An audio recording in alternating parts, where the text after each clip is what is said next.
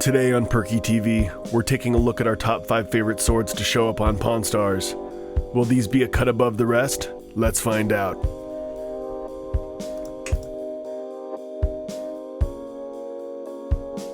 Koeda Ishida Katana. This customer came into the shop with his head held high. He knew what he had, or so he thought. More on that later. This one makes our list because the customer had the audacity to ask for $1 million for a sword made by the supposed sword maker. Rick immediately called in an expert who inspected the sword. Not only was Koeda Ishida not a known name, but the sword was found to be a reproduction. The value? Around $100. This one was a hard pass for Rick, who didn't even make an offer, citing that there was no room on his shelf for a $100 sword.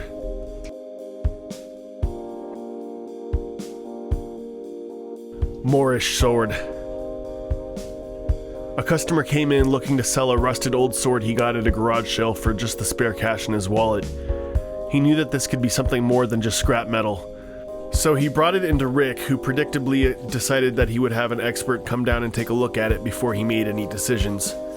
The customer was asking for $200, and Rick was hoping he could make some bucks off this one. The expert authenticated it as a Polwar and appraised it for $500. The two haggled for some time and finally agreed on $300. I'll bet Rick had wished he had took the initial offer of $200.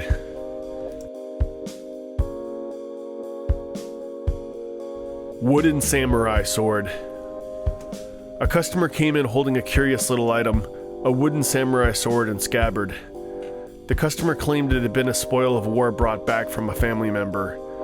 Corey called in an expert who said that the wooden blade was due to MacArthur collecting up all the blades, leaving the handles and scabbards behind.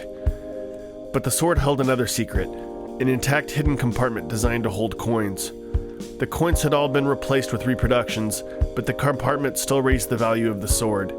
The expert appraised the sword for $8,000, which is what the customer was originally asking for. The two haggled and eventually agreed on $5,000.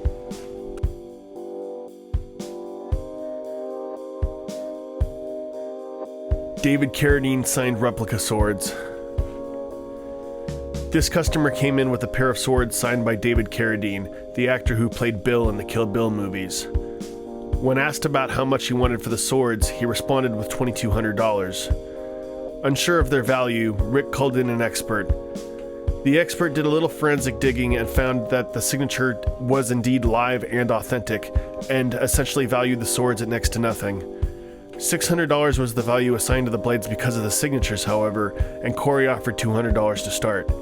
The two ended up haggling, but couldn't make a deal.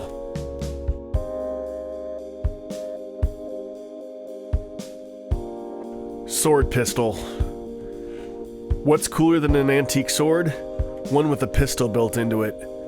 That's what this customer brought into the shop, and Rick was all about it.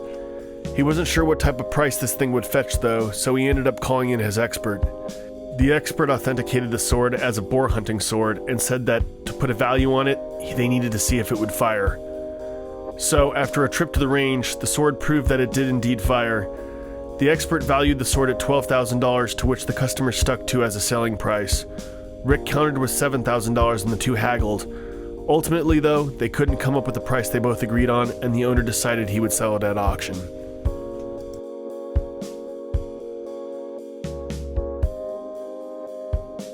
Well, that's it for our top 5 favorite swords to show up on Pawn Stars. Were your favorites on this list? If not, let us know in the comments below, along with what you'd like to see.